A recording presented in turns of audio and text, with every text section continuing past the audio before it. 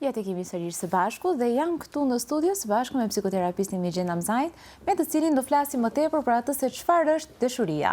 A është ndjenjë, zgjedhje, fiksim apo çfarë do qoftë ajo, si do e përkufizonte ai. Kështu që menjëherë do doja që ta fillojmë këtë bisedë, se besoj që do jetë shumë interesante. Migjen, falenderojmë që je pjesë e emisionit tonë sot dhe për të folur për këtë temë që nuk do mjafton të besoj një emision televiziv, nuk e tani sikur jemi në një seancë, por ka aq shumë për të folur dhe seanca filloi me unë, jo si konceptet pavarur, jo si entitetet pavarur, megjithatë, kënaqësi që jam këtu. Falenderojmë shumë. Gjithmonë është sikur vin. Më vjen mirë. Tani doja ta filloj këtë intervistë me një pyetje shumë të thjeshtë. A besoni ju në dashuri? Është koncepti, besoj, sigurisht besoj, po varet vetë përkufizohet. Përkufizimi ka kufizimet e veta shpeshherë, prandaj edhe përkufizimet janë të frikshme. Ta përkufizosh dashurinë është frikë në vete, prandaj edhe njerëzit e kanë frikë, edhe kanë frikë shpeshherë ta pranojnë, shpeshherë ta refuzojnë, shpeshherë nuk dinë ta përcaktojnë se ku e ndjejnë. Megjithatë, po besoj në përgjithësi, besoj. Si do kishte definuar i referohet si emocion, si ndjenjë, po nuk është e tillë. Mendoj që nuk është kompleks emocionesh, është lidhje me dikë ose diçka, se ka dhe obsesiv që janë me sendet lidhura. Kryesisht lidhje emocionale, përcaktohet si lidhje emocionale, për mua, për mendimin tim është atmosferë, është çështje atmosfere. Pse atmosferë? Çfarë ofron atë do marrësh? Arabët e kanë një fjalë shumë bukur, muhabet, që vjen në uhibuk, vjen për dashurisë, rënjën e fjalës e ka dashuri. Është çështja si flet, çfarë sigurie ndjen kur flet, sa kujdes ke kur flet. Do të thënë dashuria në vetvete është lidhje mes dy personave, për përcaktojmë, po i heqim sendet anash, se është çështjeve, është te persona ka çfarë për Shën Valentinit, të fokusohemi më tepër te kjo dashuria në çift. Bazohet kryesisht te respekti, te përkujdesja, te investimit te njëri tjetri. Jo te gjetja e njërit e tjetri, nuk besoj shumë të kjo gjë, edhe besoj që dështimet fillojnë të vinë kur fillon tendenca ta ndryshoj këtë, ti nuk është mirë për ty kjo. Për kur fillojnë këto, pastaj kjo nuk është shpeshherë, do them edhe në seancë bile kur janë këto tema shpeshherë që duhet ta ndryshosh këtë, nuk bën këtu, të ndërhyj te kjo, më ndërhyj te kjo. Edhe shpeshherë them ti nuk je dashuruar me këtë, po je dashuruar me fantazinë tënde. E pranon njeriu ashtu si është, edhe prandaj është proces i gjatë. Se nuk besoj te dashuria me shikim parë, për shembull. Është çështje fetishizmi, është çështje obsesioni.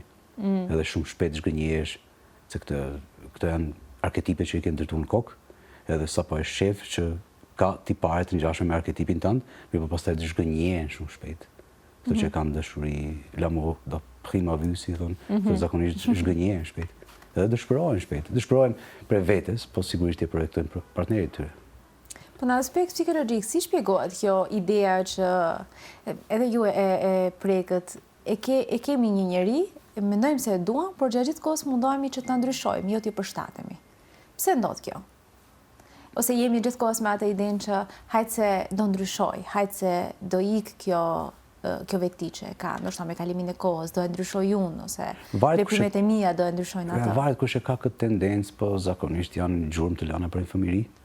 Kryesisht, kur ndjenja e përjashtimit, ose refuzimit, kur e ke ndjerë si fëmijë, edhe mundohesh ta gjesh afirmimin ose konfirmimin, të marrësh konfirmime të vazhdueshme, derisa ose humb vetë identitetin, ose e venit identitetin e partnerit tënd.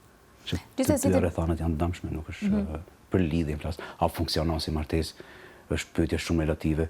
Ne dim nga historia e të kaluarve, gjyshërve, së të gjyshërve që funksionon edhe pa pikë romancë në fundit. Atë nuk e dim se ka qenë çështje shumë intime. Ajo pjesë megjithatë nuk është vënë re, nuk e shifte shumë në sy, nuk ishte shumë shikime në sy. A funksionon si martesë, por çështja është romanca brenda martesës, është përjetimet brenda martesës, jetesa brenda të bashkëjetuarit. Kjo është çështja. Këtu duhet të arrijnë edhe shpeshherë edhe kjo dilema. Çfarë është terapia në çift, si është terapia në çift, si funksionon terapia në çift, mendoj që është mirë, është çështje investimi në lidhje, nuk është çështje problemi. Ata që kanë probleme shkojnë në avokat. Nuk vinë në terapi, fakti që vinë në terapi, duan të investojnë në martesën e tyre, duan të investojnë në lidhjen e tyre.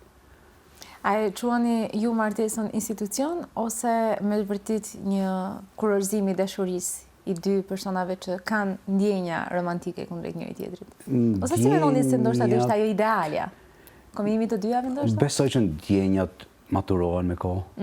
Në fillim është çështje romance, është çështje lidhje, çështje të përbashkëte, çështje përshtatje, investim në përshtatje.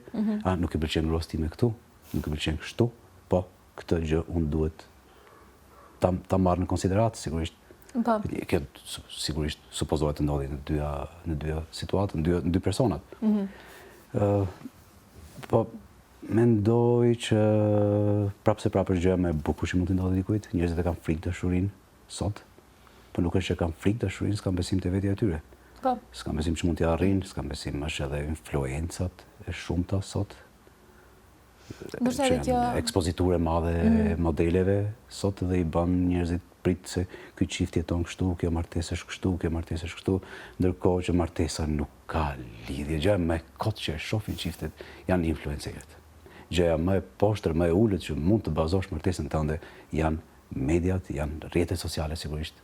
Sidomos. Si mendoni se ndikon kjo në çift apo dhe në shprehjen e ndjenjave apo dhe në perceptimin e ndjenjave në përgjithësi? Pra, kjo ideja e teknologjisë ku pyesim ChatGPT në qoftë se duhet të jetë një lidhje kështu apo ashtu. Kemi ardhur deri në atë. Desha të arrijë kjo pjesë se martesa është marrëveshje mes çiftit, nuk ka model të caktuar, nuk ka një model që kështu është martesa.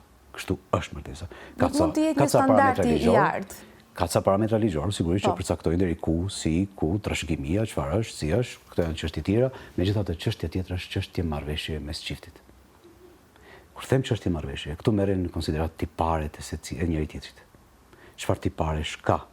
Si ti përshtatem tipareve, nëse po thjesht është çështje marrëveshje. Është institucion i ngritur mbi metanormat, nuk ka norma të caktuara. Nuk ka norma fikse, nuk ka norma kështu jeton filani, kështu e ka përkufizu filani, kështu ka jetu filani, kështu është martu filani, nuk ka. Në momentin e parë që fillojnë të jenë këto, mendoj që janë sinjalet e para që nuk është duke ecur mirë diçka. Gjithmonë referenca nuk supozohet të jetë dikush tjetër. Prandaj edhe sot është bërë pak bizare kjo pjesa e ndarjes të problemeve në martesë, edhe pse nuk kemi për të folur për problemet në martesë, nuk duat të hyjë kjo pjesë. Megjithatë, martesa është aq e shenjtë, saqë gjithçka që ndodh brenda martesës mbet brenda martesës. Në momentin e parë që ti e lëshon e hap një derë edhe tregon problemet brenda martesës tënde, për aty fillon të rënohen sendet. Kjo besoj se vlen edhe për lidhjet, pa u kurorzuar në martesë. Lidhja është pak më relative te kjo pjesë. Pse mendoni kështu? Është pak të investimit, s'mund të investosh si skelirin. Skelirin e plot. Në një farë sensi e thon, se ke lirin e plot që të investosh tamam te vetja jote dhe te personi me cilin ti bashkëton. Sipas jush, dashuria është një atmosferë, siç e quajtët, pra që na zgjedh dhe që vjen kështu gradualisht, vjen instinktivisht, duke qenë se si njerëz normalisht që e kemi atë instinktin për të dashuruar, apo është dhe zgjedhje. Pra vendosim që, okay, duhet që të duam dikë, që të jemi bashkë me këtë njeri, kështu që unë po bëj këtë zgjedhje, po e përzgjedh këtë njeriu dhe do vendos që ta dua normalisht nëse diçka shkon në rregull. Nëse përzgjedh tiparet e person funksionon, nëse i referohemi statistikave. Divorcet janë më të pakta të lidhjet që janë me plesëri. Pse mendoni kështu? Sepse ke afat. Pse mendoni se ndodh kjo? Ke kohë ti përshtatish sendet edhe të ndërtosh sende bashkë. Në fundit koncepti i martesës është kjo, të ndërtosh sende bashkë, jo të ndërtojmë njëri tjetrin.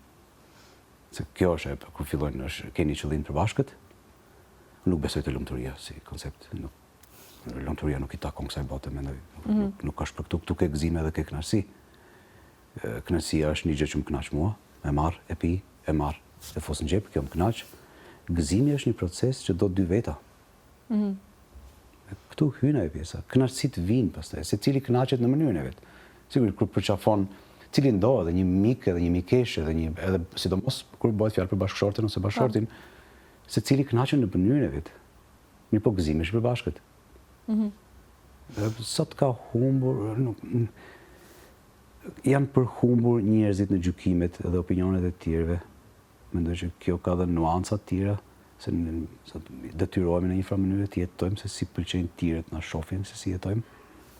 Edhe kjo pastaj e humbat pjesën e gjëra më e bukur që është në një lidhje, është pjesa e intimitetit.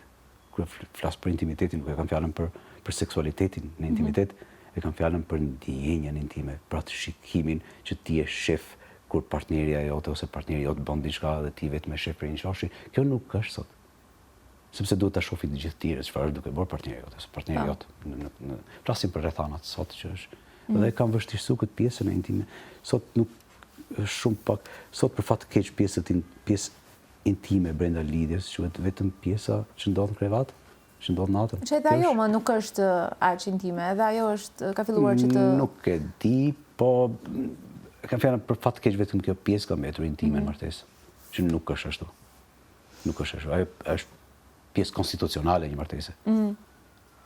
E kam fjalën dije se çfarë ndodh, fëmijët vetë pyesin. Fëmijët vetë e dinë, si kam ardhur unë, e dinë çfarë ndodh. E kam fjalën për këtë pjesën, në një farë sensi është intime, po edhe nuk është intime se dihet, janë çështjet e emocioneve, janë çështjet e shikimeve, janë çështjet e admirimit që ke për partnerin tënd, për partneren tënde. Kjo pjesë sot është venitur shumë, është venitur pikërisht për gjykimeve të tjerëve, është venitur për modeleve të tjerëve, është edhe për influencave të tjerëve, sigurisht. Sot në martesën tonë, shumë njerëz martesën sot e bazojnë në revistat ku e di. Në bazë në Instagramit. është e çuditshme sa influencë të keqe kanë artistët sot. Edhe sa njerëz, miliona njerëz bien prej e tyre. Një njeri që nuk i sheh fëmijët e vet, nuk ka kohë të shohë fëmijët e vet. Do doja të ndalesha ky person jep mend. Pikërisht këtu, po, në dy aspekte, pra që nuk kanë kohë dhe jeta dinamike se si kanë ndikuar, por edhe kjo aspekti tjetër, si mendoni në aspektin psikologjik, a mendoni se kjo mungesa e vetnjohjes çon deri te këto kriza të tjera, ndoshta njerëzit nuk e njohin mirë veten, nuk e dinë mirë se çfarë ata duan dhe çfarë ata kërkojnë tek një partner dhe tek një lidhje që çon ndoshta tek këto problemet e tjera, si mendoni ju? Mendoj që e din çdo njeri e di çfarë do, por çështja është nuk e di si e do. Sot kjo lejon të marrësh modele të tjerë si, çështja është e si, jo sa, se saja nuk ka kufi, nuk ka sa dua, nuk është, se vetëm ne bëjmë këtë pyetje idiote sa më do, për fëmijët ka kuptim, por pastaj për të rriturit, çështja është si më do. Si më do një njeri? Këtu vinë pyetje romanca, pastaj, alegorit, krahasime. Është relative, besoj. Është relative, secili ka tiparet e veta. Po njeriu do të dëgjojë ti lavdërohet një tipar. Kjo nuk ka përjashtim as fëmijët, nuk ka përjashtim as të miqësia, siç nuk ka përjashtim as brenda martesës. Njerëzit duan të dëgjojnë, më pëlqen mënyra si flet, më pëlqen mënyra si shikon, më pëlqen mënyra se si prek sendet, më pëlqen mënyra se si interpreton, më pëlqen mënyra, e kam fjalën këto lloj alegorit, njeriu do t'i dëgjojë, fëmia do t'i dëgjojë, nuk do të dua shumë. Kjo nuk e di sa ka kuptim, sa ka edhe sigaret nuk bën, e kam fjalën. Edhe sigaret nuk bën. Çfarë do te një person? Mendoj që kjo e mban gjallë romancën brenda martesës. Edhe është gjë natyrshme që duhet ndodhi, duhet të flitem këto sende. Deri vonë fëmijëve nuk janë thënë këto sende, për shembull, edhe kjo ka ndikuar në mënyrën se si kanë krijuar lidhjet e tyre. Përpara se të kalojmë tek pjesa e fëmijërisë, të kalojmë pak tek ajo jeta dinamike. A mendoni se ndikon edhe gjithë ky dinamizëm, gjithë kjo që ne jemi gjatë gjithë kohës të zënë, jemi duke bërë diçka, jemi në punë, jemi në shkollë, jemi të zënë, thjesht. Të ndoshta nuk i përkushtojmë shumë kohë lidhjes tonë, marrëdhënies tonë, qoftë ajo thjesht lidhje apo martesë, apo Mendoj që kjo është një alibi që njerëzit e kanë gjetur për ose është thjesht një Mendoj që është alibi që kanë gjetur. Justifikim ndoshta që për fëmijët, për shembull, studim ka që nuk duhet më shumë se 20 minuta prezencë e shëndetshme. Unë jam këtu me ty në brenda ditës. Që besoj se 20 minuta i ka çdo kush. Kam shumë. Mund të më dhe 20 orë. Le të shkojmë të minimalja, të pak. Nuk i besoj kësaj çështjes të dinamikës, se flitet sot për këtë çështje të dinamikës. Çfarë quhet dinamik sot? Është që rrim non-stop në Facebook dhe Instagram, kjo quhet dinamik sot. Që ke kohë të merresh me secilin edhe secilën në Instagram dhe Facebook. Po s'ke kohë të merresh me bashkëshorten tënde, me fëmijët e tu.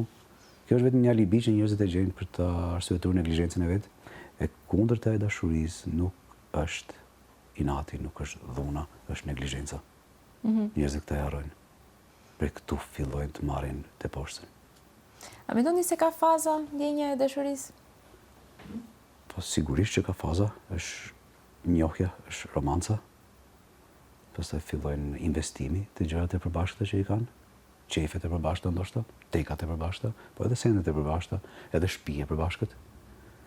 Pastaj vjen lidhja, pastaj vjen pjesa intime, që kjo është vetëm e jona, vetëm e ne të dy e kemi këtë. Edhe kjo na identifikon si çift në fundit, se pjesa tjetër është konstitucionale. S'ka dallim për tjere. Hajnë bashk, flenë bashk, shëtisin bashk, pinë kafe, lindin bashk fëmijët, e rrisin bashk fëmijët. Kjo nuk ka dallim. Kjo është konstitucionale. Pjesa tjetër që e dallon, që individualizon, se cilin është pjesa se si e shef edhe çfarë shef të personi. Edhe si ja tregon këtij personi atë pjesë. Edhe si e përjeton ti këtë pjesë. Sot përjetime tregojnë publik. Kjo pjesa... Kjo e argjon. Mendoj që e dekompozon edhe vetë martesën shpesher. Kjo pjesa e ekspoziturës tepërt. Po ndoshta, a mendoni se kjo ekspozimi i tepërt ndaj të tjerëve, por jo shprehja e dashurisë ndaj atij personi, mund të ndikojë, si ndikon pra kjo tek personi tjetër? Hala më shumë ndihet i neglizhuar. Domethënë aspektin psikologjik, si ndjehemi ne kur dikush na shpreh se na do? Na bën të ndjehemi mirë dhe a na bën të ndjehemi më të sigurt edhe me veten tonë ose ndikon vetëm tek pjesa e sigurisë është ajo që harrohet e martesa mbi të gjithë është siguria që ndjen te personi. Kjo është. Pra çfarë ndodh me ne, me qëndjen tonë kur ne ndjehemi të dashur nga dikush? Ndjehemi të dashur. Jo e dëgjojmë fjalën të dua, por të ndjehemi. Ndjehesh është gjë tjetër, ta dëgjosh është gjë tjetër sigurisht. Kur ndjehesh, ndjen siguri edhe nuk ndjen probleme të mëdha. Çdo gjë e mendon të kalueshme dhe çdo gjë unë mund ta bëj këtë. Edhe unë prej aty pastaj përshkallëzohet. Unë do të bëj këtë. Se ke përkrahje, jo ke përkrahje, po ke për cilin e bën këtë. Është një shtyrje pra. Kanë thënë kjo është me sfidat që ke, problemet që ke, hallet që ke, dertet që ke, të gjitha duken të kalueshme. Kur kjo shpërndahet me të tjerët, atëherë fillon partneri ndihet ose partnerja ndihet e neglizhuar. Është e çuditshme se shpesh është bërë e nevojshme kjo. Burri gruaja janë në sallon dhe poston të dua shumë, urime këtë, urime atë. Për një moment, sepse është afirmimi që marrim nga tjerët, që sot është bashkëmëri, njerëzit krijojnë bashkëmëri për kësaj, sot për një moment ndihet mirë, po jo më shumë se 7-8 minuta. Pastaj fillon ndihet i lënë pas dore. Se janë më shumë afirmime se sa duhet. Nuk kam nevojë, për shembull nëse unë gruas time i them të dua, unë nuk kam nevojë për zemrën e dikujt tjetër. Është perverse. Perverse në sensin jo ekstrem të fjalës, megjithatë është perverse. Edhe kjo nuk, mbase shpeshherë nuk din të artikulojnë, po në seancë del kjo gjë, në terapi del kjo gjë. Që i dhem zemra, jo çështje xhelozie, jo kush ta bori zemrën, po thjesht fakti që është një gjë që është me partnerin tënd. Edhe dikush tjetër ka një zemër, kërkon, ka nevojë për afirmimin e dikujt tjetër, pas 8 minutave i dhem partnerit ose partneres tënde. Po nuk e pranojnë këtë gjë. Dhe nuk e mendojmë shpeshherë. Nuk e mendon, vëm faj, mundosh gjesh faj, është faj kësaj, është faj këtij, është faj që su arrit kjo është. Mirë po shpeshherë vim për këtyre. Po është ndonjëherë edhe faji jon në rast se ne nuk i shprehim këtë ndjenjat e përmendur që në fillim që njerëzit kanë frikë nga dashuria, kanë frikë nga ndjenjat. Jo njerëzit, disa njerëz. Disa njerëz, pa generalizime, kuptohet. Kanë frikë të cilësitë e tyre. Çfarë ndodh me ne kur ne i shprehim dikujt, pra ta kthejmë tani anës tjetër, i shprehim dikujt se e duam? A na jep dhe ajo në trurin tonë, në shëndetin tonë mendor, na ndikon edhe ne në këtë aspekt? E para mendoj që stimulon shumë oksitocinën. Kjo e dyta është dopaminën. Se ndihesh si ombrell në një farë mënyrë, që unë jam, po kur e thot edhe e ndjen që e thot, po shpeshherë njerëzit, nuk e di, në çifteve zakonisht kjo sugjeroj këtë të shprehen unë për ty ndjej këtë. Unë me ty ndihem kështu. Unë kur nuk je ti ndihem kështu. Kur fillojnë këto gjëra të shprehen brenda çiftit, komplet dinamika ndryshon. Sepse ti e gjen veten tënde. Ideja nuk është ta pozicionoj unë partneren time. Nuk është kjo ideja. Ideja është unë të pozicionohem. Unë jam pjesë e puzzle-it. Kur shprehesh kështu, çdo emocion zem vend, kështu krijohet ajo pjesa e atmosferës, që thash. Kthehemi sërish te atmosfera, ajo baza. Merret siguria, merret respekti. Edhe sepse ideja është që je shumë e bukur, je shumë, këto janë klishera që nuk e di, po unë me ty ndihem kështu, është bajegime specifike. Njerëzit e harrojnë këtë pjesë së rëndësishme. Dhe sinqerisht e harrojnë, se i kap klisheja e kësaj që hajtë se e di që e dua. Hajtë se po të ke ndryshime të tregoj. Po në aspekt kur na thot një njeri që ne e duam shumë diçka të keqe, na mërzit, ose jemi në një situatë kur ndoshta edhe ne mund të themi një gjë më tepër dhe mërzisim tjetrin. Si ndikon pra, edhe pse mund të ketë dashuri, pra këto gjërat e këqija, të cilat ndodhin përgjatë jetës, si ndikojnë në shëndetin tonë mendor? Mendoj që kur e di që një person të do, edhe të thot një send, ndoshta të dhem, po të dhem në sensin e mësimit. Jo të lëndimit. Do me thënë, sërish nuk dikon aq keq në... Të lëndon si fëmija babës, për shembull, vajza babës, kur shpesh për shembull, vajzën time të vogël, kur i thon për diçka e nuk është që mërzitet pse e bëja diçka, po mërzitet pse e bëra unë babin tim të mërzitet. E njëjta gjë mendoj që ndodh edhe në partneritet kur janë. Nuk është çështja që më lëndoj edhe më tha këtë, ofendimet është çështje tjetër, ofendimet janë tema të tjera. Aty veç dashurisë ka veç fasadë kur vijnë ofendimet. Megjithatë është kjo pjesa që si arrita unë ta lëndoj këtë person. Është çështje mësimi pastaj. Varet çfarë. Flas ofendimet janë përjashtim. Po. Ofendimet. Nuk duhet të lejohen sido që të jetë. Pa në ato raste kur edhe dashuria ndoshta përfundon ose një lidhje përfundon, një martesë përfundon, vjen deri tek ndarja. Si ndikon ndarja tek ne? Është e çuditshme, gratë e kalojnë me lehtë. Apo? Po. Sepse duket sikur më shumë e përjetojnë. Sepse e shprehin. Po. Dhe madje kam lexuar dhe se sipas një studimi thuhet se burrat e përjetojnë më keq ndarjen se gratë. Madje ju zgjat më gjatë kjo koha e rikuperimit, më thotë. Varet nga struktura e karakterit sigurisht, se ka struktura narcisiste. Pa generalizime, e thamë. Okej. Next. Vjen autobusi tjetër se po flasim për njerëz që kanë njerëzillok brenda vetes, sigurisht dhem bajegi, se nuk mund ta thuash.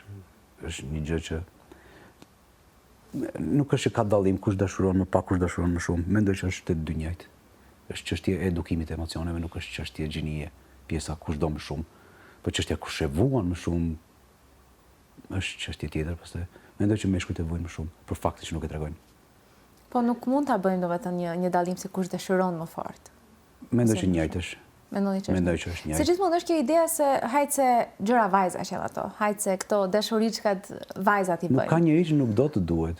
Po pra, edhe unë nuk e kuptoj sepse e kanë gjithmonë këtë se femrat janë ato që janë më kështu, më të dashura, më të brishta. Përveç, pastaj narcisistët duan të admirohen, është temë tjetër, po kjo është. Ajo nuk është dashuri. Ajo nuk është dashuri. Absolutisht. Ajo, domethënë është ushqehesh vazhdimisht, në të derisa të harxhosh, kur e harxhon, fillon ta lëndosh edhe të ushqesh me vujtin e partnerit. Po si ta vërejmë nëse jemi në dashuri me një narcisist? Do jetë vonë kur ta dallosh. Kështu që ka red flags, po është temë gjatë shumë temë gjatë. Mirë, po din goxha mirë të si thon narcisisti nuk të thotë që gota ime është për mirësia jotja, po të detyron ty të thuash. Prandaj është vështirë të dallosh. Jetojmë në një kohë ku aq shumë përdoren këto red flags, këto flamujt e kuq, këto shenjat alarmante, që faktikisht vëren ose më saktë i kupton atëherë kur me të vërtetë më gjithçka ka mbaruar, siç është edhe rasti me narcistët, po si shpjegohet që ne i injorojmë këto shenja alarmante, pavarësisht se e dim që janë gabim, gjithsesi vendosim që për hir të dashurisë, di që statistikisht është e vërtetuar që në 9 sekondat e para ti je në gjendje të përcaktosh a mund të jem rahat me këtë person. Pastaj është çështje zgjedhësh. Do vazhdosh ose jo. 9 sekondat e para ti e di me një person. A është për ty? Që tingëllon e çuditshme. Po është e vërtetë. 9 sekondat e para ne e dim a mundem unë me këtë person. Çështje që vazhdon pastaj janë tema fëmijërie, janë tema traumash, janë tema dramash që përjetuar, janë tema neglizhencash që përjetuar dhe me shpreson të përmbushja, shpeshherë pastaj gjëra që si thot Melanie Klein, gjithë jetën e kërkojnë babajin. Edhe kur nuk i ngjan, ti do ta bosh si ai. Po. Kam fjalën, ajo thot për vajzat, për djemt është figurë e nanës. Djemt nuk duan vajzat llastuara për gra. do dhe një farë faze, po pastaj do të shofi një trashëgimtare të denjë, edhe të përkushtuar, sigurisht. Ndoshta do dhe një shtyllë? Është shtylla kryesore, jo shtyllë, po është shtylla ku mbahet ky gjithë jetën pastaj. Se është kjo ideja... pozicionin e mashkullit. Se është kjo ideja që burri është shtylla, por... Jo, është gruaja. Si duket në dashuri... Jo në dashuri, por në atmosferën e shtëpisë, është gruaja shtylla. Nëse shkojnë në safir diku, edhe burri asaj shtëpi është nervoze, shan e vërtet, nuk mbahet vonë. Do e pi kafen, edhe do rri derisa të qetësohet, ku e di. Gruaja 2 minuta të rri me qere, ty stridhet më në shtëpi. Kjo vlen për dy gjinit. Edhe ju e ku shkon me safir diku, po tjetë gruaja e shtëpisë me qere, ty stridhet 2 minuta në shtëpi. Kjo tregon që kush është shtylla në shtëpi. Prandaj e kam fjalën e rëndësishme për bashkëshortin, kjo pjesa e të fortës, pjesa që kur them e fort, jo të rrafi, po, që është në gjendje ta shofi cilësitë e vetë gruaja. Dashuria, a mendon se është varësi emocionale? A mund të jemi të varur nga dashuria e dikujt? Nuk është e shëndetshme. Dashuria përcaktohet nga autonomia, mbi të gjitha. Si shpjegohet kjo? Vashmëria është çështje tjetër, është çështje, mendoj që është çështje e të kaluarës, jo të shëndetshme, kujdo prej partnerëve. Mund të jenë dirë, sidomos ndjenjën e braktisjes, kur e kanë patur si fëmijë ndjenjën e braktisjes, kjo është shumë vështirë të rikuperohet me kohë. Po partneri, ose partnerja, kur them partneri është për dy gjinit, të lëm kështu më mirë, që është i kujdesshëm dita vërej këtë gjë. Është i kujdesshëm të kjo gjë, nuk e fyen të ajo pjesë me të cilën tregohet i dobët partneri tjetër. Meqense jemi tek e kaluara, si ndikon fëmijëria në krijimin e marrëdhënieve të shëndetshme apo jo në të ardhmen? Pra ky fëmijë. Prandaj e përmenda edhe edukimin. Po, është e përmendur në çdo aspekt, sepse realisht prej aty fillon, aty është zanafilla. Si babë është ndonjëherë frikshme t'i japësh vajzës gjithçka, se kur s'do të gjej dikush tjetër. Do ketë shumë pritshmëri ndoshta? Është edhe te pritshmëritë, flas si babë. Jap gjithçka, jap shumë. Mundohem shumë. Po shpeshherë kam atë frikën që prit se jeta nuk është kështu. Uroj, edhe pse s'ndodh, kur s'mu të japi dikush atë që e jap unë, të jam i sigurt, mënyrën se si e jep. Se nuk ka, asgjë nuk, si thon, kur nuk ka figurë si baba që do të shohim lart se vetë. Absolutisht. Te bashkëshorti do të shohë lart, po do të jemi bashk lart, që është e natyrshme. Nuk duhet gjykohet, nuk duhet ta keq kuptojnë njerëzit këtë gjë.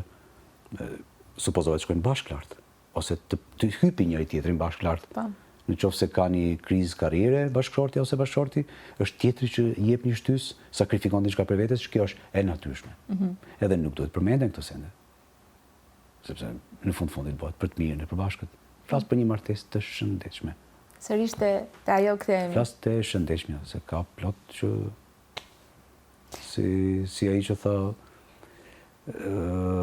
e lash dashnoren, tha kujtoj gruaja që më shritur rroga. Kam fjalën që flasim për një lidhje të shëndetshme. Kështu supozohet funksionojnë. Të dy janë shtyse njëri tjetrit, të dy janë motivi njëri tjetrit, të dy janë vullneti njëri tjetrit. Nëse unë nuk arrit ta bëj një gjë, edhe nuk i pëlqen gruas time, që i pëlqen gruas time ose nuk i pëlqen gruas time, unë atë kam bazë, e kam referencë. A jam duke ecur mirë ose jo? Edhe është natyrshme.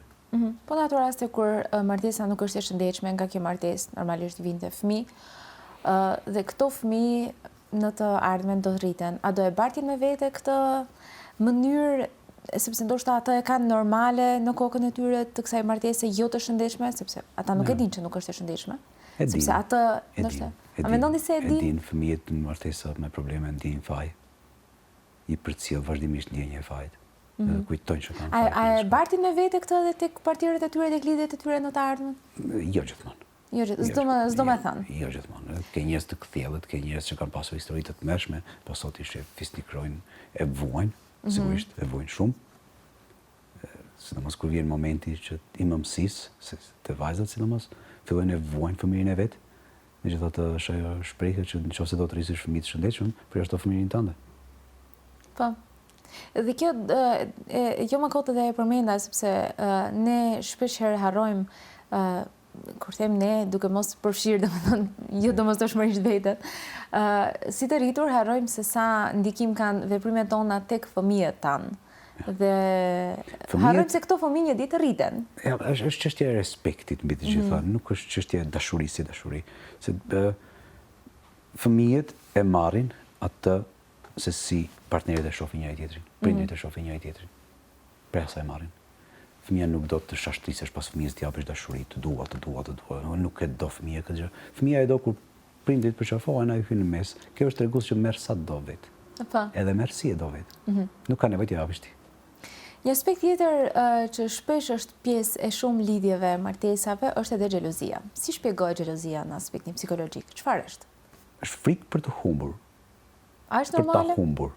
A është normal? A duhet të jetë? Duhet të jetë. Ka një mas ku duhet të jetë, sepse ti investon në atë gjë. Nuk është, do ishte shumë e padrejtë.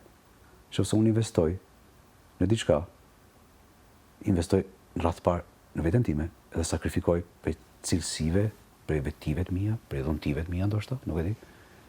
Edhe në fund jepet e drejta secilit të ndryshiteve pjesë, nuk është, mendoj që është e padrejtë. Duhet jetë në një farmase, por pastaj kur kalon, ti do kalosh këtu si do të shofi kjo këtë, pastaj. Ai nuk është më xhelozi e shëndetshme. Nuk është ajo ideja që unë të dua dhe dua të mbroj, prandaj po ta bëj këtë gjë. Është patologji. Te partnerët fillon pikërisht me këtë pjesë, fillon mos rri me filanin, mos rri me filanen, se nuk është. Mos e vish këtë se bie në sy, ku diun. E kështu gjëra të cilat te veshura është çështje relative, mendoj që shumë probleme sot vijnë pikërisht nga e veshura. Po prandaj e përmenda. Njerëzit e shmangin. Sepse rikthehemi sërish te influenca. Prandaj tash referenca bazë është partneri jot. Nëse i pëlqen mënyra se si vishesh, po tash që është çështje shihesh mbi të gjitha, por prapë diskutohen, janë sende që diskutohen. Problemi është që shumë për këtyre gjërave nuk diskutohen. Si dukem kështu, si të dukem ty kështu. A jam mirë kështu? Po. Janë pyetje shumë të lehta, shumë edhe për t'i formuluar të lehta, po edhe për të kuptuar të thjeshta, që njerëzit nuk i bëjnë. Po. Do doja të ndalesh atë tek një pikë e fundit, sa i përket përkushtimit ndaj lidhjes, sidomos tek moshat më të reja, tek adoleshenca dhe tek rinia, pra në atë moshën post-adoleshentore, tek po themi saktërisht 20 vjeç. E kanë atë këtë frikën ndaj lidhjeve, ndaj përkushtimit të një lidhjeje, sepse i duket si një kufizim që do i bëhet në jetën e tyre. Pse ndodh kjo? Çfarë ndodh me mendjen e tyre në këto momente që kanë frikë që t'i jepen një lidhjeje, sepse mendojnë se me atë do përfundojë jeta e tyre, liria e tyre dhe Për përgjigjen e kësaj vetëm mund të referohem punës time, po jo përvojës time, se një martesë kam. Po. Kanë qenë kohë tjera, ama në kohën kur ju keni qenë 20 vjeç. Sot është në modë që të mos jesh i dhënë në një lidhje. Ishte shumë e bukur, mendoj edhe besoj që ishte më e bukur. Fakti aksesit ishte më e bukur. Sot ka akses te secili. Mjafton një mesazh prej nuk është këtu, është diku tjetër, edhe e gjen. Unë sot mund t'i shkruaj edhe kryeministres të X shteti. Asnjë s'ma ndalon, ka Facebook, ka Instagram, ka ku e di çfarë, ku mund ta gjesh cilën do platformë ose një email. Sot aksesi është edhe i frikshëm aksesi. Në atë kohë ishte investimi në akses ishte i madh, edhe shpërblimi, vetëm kur thoshte një mirdita, ishte gjithçka për ti. Po pse sot e kemi gjithë këtë aksesi, kemi gjithë këto të mira, por nuk e bën. Është pikërisht për kësaj, është modeli i zgjedhjes. Janë modelet e shumta. Prit se ky çon ka më i mirë, prit se ky më shkruan më bukur. Prit se ky çon ka pak romancë më shumë. Kjo është e tmerrshme në fakt. Kjo është e tmerrshme. Ky lloj aksesi është i tmerrshëm. Dakordon plotësisht. Mendoj që vjen për këtë pjesë. Mendoj që vjen për kësaj, sepse ke brenda ditës ke disa modele në mënyrën se si të shkruhen, në mënyrën se si të komplementojnë, nuk e di. Ne po vim drejt fundit të bisedës dhe në fund të çdo bisede me mysafirët tanë ne kemi edhe një rubrikë që quhet Pyet mjekun, në këtë rast pyet psikoterapistin. Ku kemi disa pyetje të shkurta që i kanë parashtruar dhe shikuesit tanë. E filloj me pyetjen e parë që thotë: a është e vërtetë që dashuria na ndryshon personalitetin apo vetëm na nxjerr në pah atë që ne jemi realisht? Ta fisni kron, ti fisni kron ti paret më të mira që i ke. Domethënë nuk është që të bën një ndryshim rrënjësor, por ti paret i kemi. Secili njeri, nuk është kjo ideja që ky ma shef këtë ti parë, ti e ke aty parë. Po pastaj mënyra se si merr afirmimet është çështje tjetër, megjithatë ti fis një kron ti pare që i ke. Pyetja e radhës thotë, pse kur dëshirohemi shpesh humbim arsyeën dhe justifikojmë gjëra që normalisht nuk do t'i pranonim? Kjo zemërthoj nuk është dashuri, është obsesion. Pra është edhe... E prapë të përsëris, dashuria bazohet mbi autonominë. Në dashuri tamam se cili ndihet autonom, jo në vendime, por në mendime, në ide, në opinione, edhe në gjykime shpeshherë. Se vendimet pastaj sigurisht për gjërat mëdha janë të përbashkëta. Edhe kështu është e natyrshme. Se shpeshherë sot është kjo ideja që liria ime. Po. Për momentin e parë që fillon martesë, liria ime, autonomia ime nuk është martesë. Po nuk është e keqe kjo.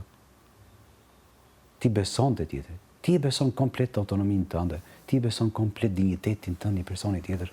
Kjo është gjëja më e bukur që mund ndodhi. T'ja lësh në mirëbesim dikujt tjetër dinjitetin tënd, identitetin tënd, jo identitetin, dinjitetin tënd, edhe integritetin tënd. Kjo është gjëja më e bukur që mund ndodhi në jetë. Po njerëzit e mendojnë ndryshe sot. E marrin atë anën negative të kësaj. Megjithatë ka edhe raste kur tashmë i kanë vënë edhe një emër, është edhe kjo sindroma e Stockholmit, kur ne duam të rrimë me dikë, pavarësisht se dikush ndoshta nuk na bën që të ndjehemi mirë, ose nuk na trajton mirë, ose nuk na fal dashurinë apo asgjë që lidhet me dashurinë e vërtet. Pse është ky obsesion ndoshta që e kemi, kjo varfshmëri ndaj këtij personi tjetër? Si shpjegohet? Këto lidhen me ato që quhet daddy issues.